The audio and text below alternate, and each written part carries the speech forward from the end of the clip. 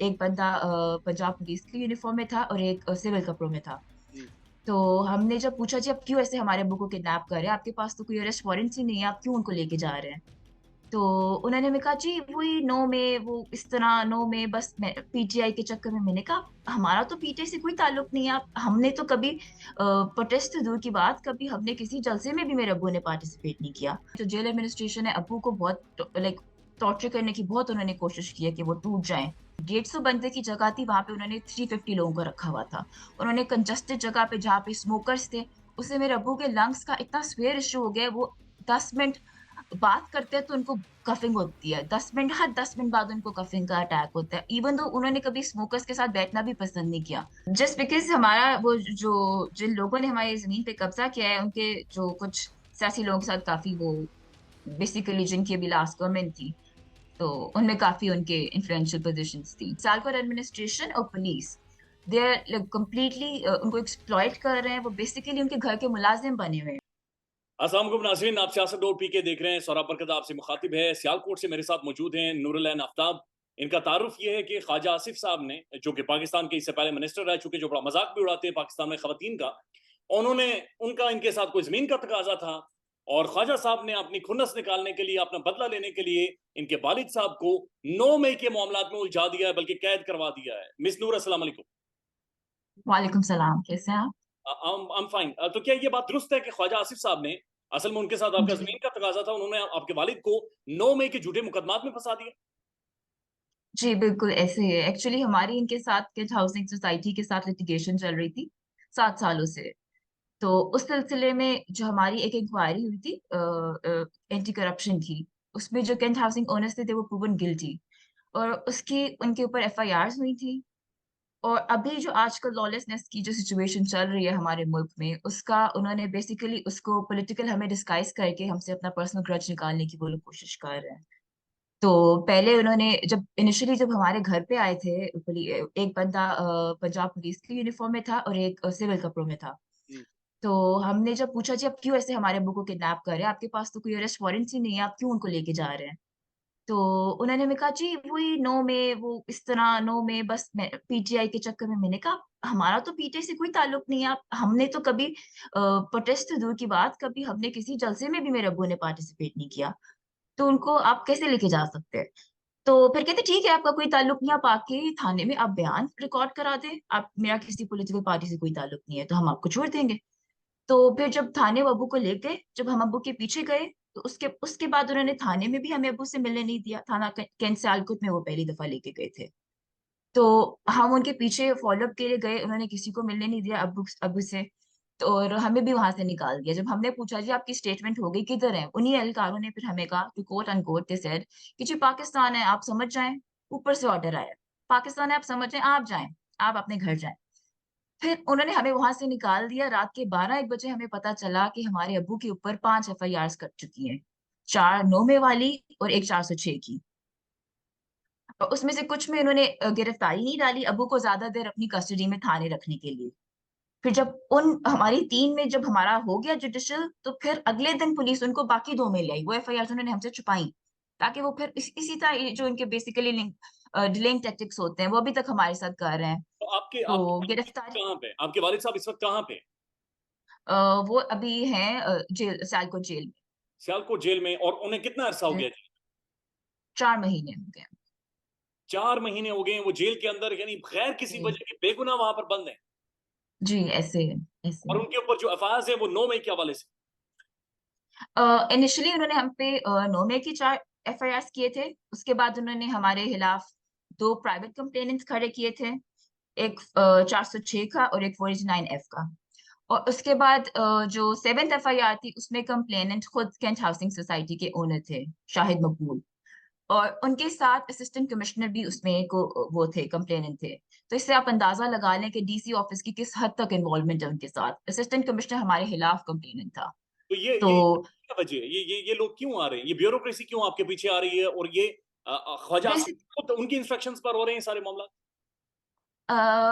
I cannot answer this question in yes or no, but I'm pretty sure that he's well aware of all this, like जो भी हमारे साथ हो रहा है।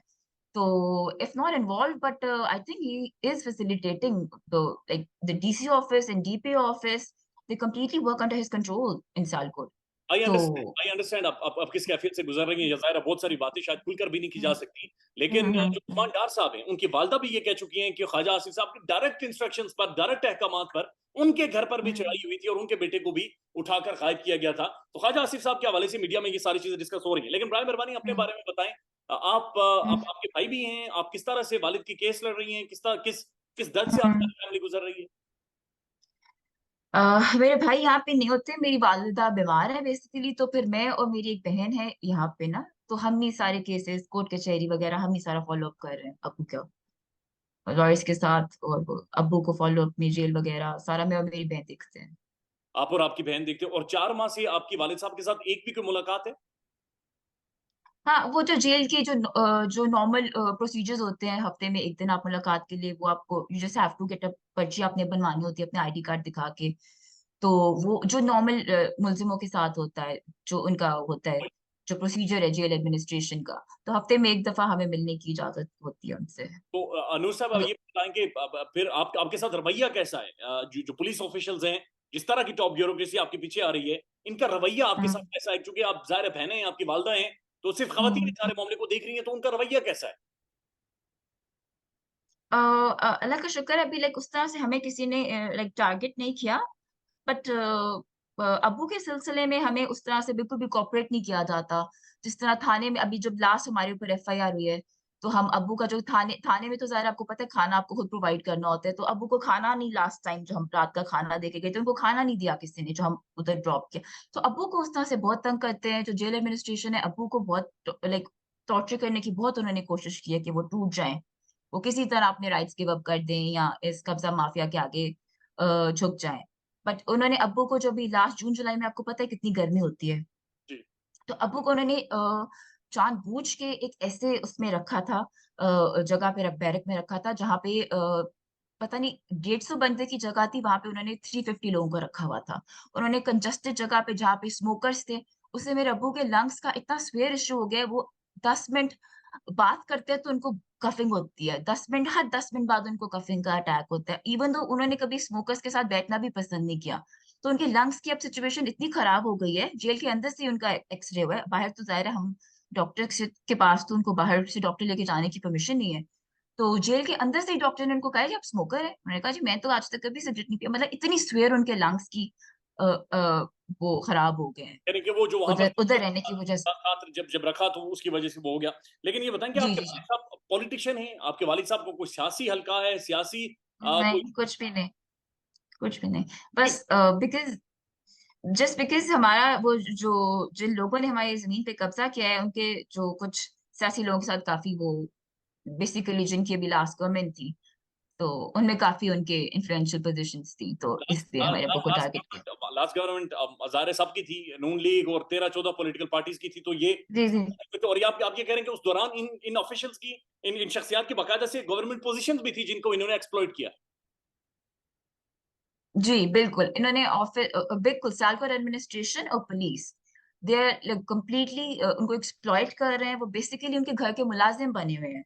ओ, जब डीपीओ सियालकोट ने हमें ये, जब हमने किसी से डीपीओ सियालकोट को पूछने की कोशिश की कि उनके साथ ऐसे क्यों हो रहे हैं, क्या क्या उन्होंने गुनाह किए हैं कि आप उनको ऐसे किडनैप कर रहे हैं, लेकिन आप उनको घर नहीं आने दे रहे, एक एफआईआर में बेल होती है तो दूसरे थाने की।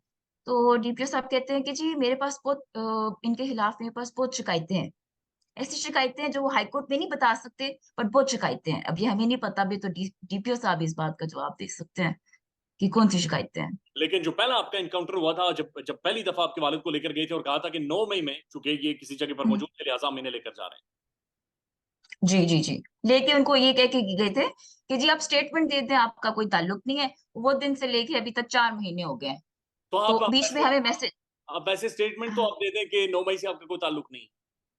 हम दे देते हैं, हम तो दे चुके हैं, अब वो बेचारे जेल में है, मैं फिर हम तो अपने लॉयर को मैंने कहा था कि उसका कोई प्रोसीजर हो सकता है, बट उस तरह से अभी पब्लिकली मैं, अब्बू आएंगे तो अब्बू का मैं लॉयर को कहती हूँ कुछ उस तरह से, अगर कोई अब्बू के करके हो सकता है तो हम वो करवा देते हैं। ओह, दैट्स वेरी सैड। लेकिन आप आखिरी बात, ये बराए मेहरबानी बताएंगे, आप फैमिली, आपकी वालदा, आप लोग किस किस हम्म। कैफियत से गुजर रहे हो इस वक्त?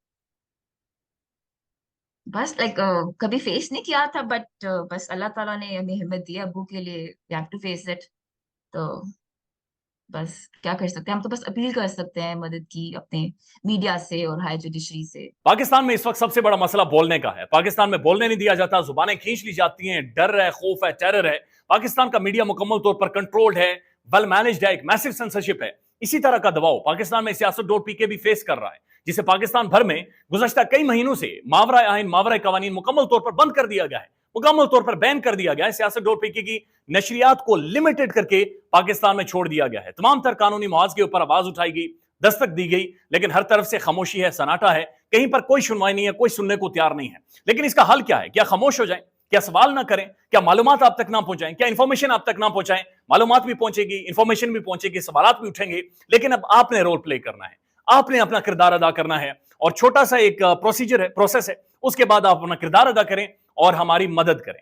पहले आपने यह करना है कि हमारे यूट्यूब चैनल को सब्सक्राइब करना है, उसके बाद ज्वाइन के बटन के ऊपर जाना है, क्लिक करके हमारा मेंबर बनना है। या फिर दूसरा ऑप्शन यह है कि आपने वीडियो की डिस्क्रिप्शन में जाना है, वहां पर पैट्रियन का लिंक मौजूद होगा, उस लिंक के ऊपर क्लिक करें और हमें सपोर्ट करें, हमारा हिस्सा बने, हमारी ताकत बने।